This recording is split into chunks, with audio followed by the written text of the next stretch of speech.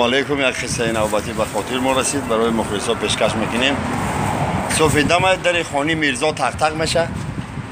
یک برادر میبیه سلام علیکم سلام علیکم چی گپای اینجا میرزاش خطی هوا که جون میام ما ای خودت مینادار همو رستمی بچی مرا دین شما در آب غرق چیز پسند کنین تمام مینادارگی رو به تو بیان میکنم شای زندگی رو به تو بیان میکنم خانه آباد نه که کسیاچه بگو گوده که کپکش کو.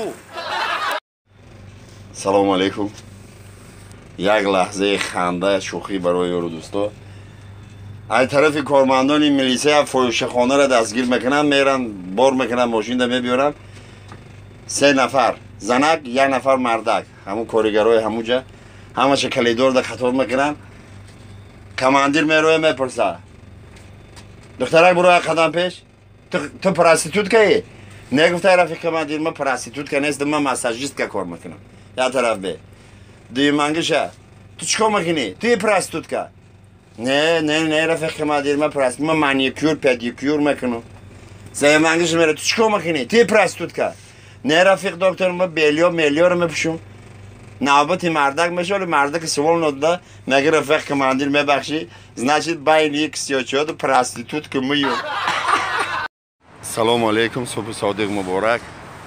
یک قصه نوبتی خیلی براتون قصه میکنیم. مردک 15 سال خطی زنش زندگی میکنه بزار اجال میشه زنش میگیره پیش ورج میبیه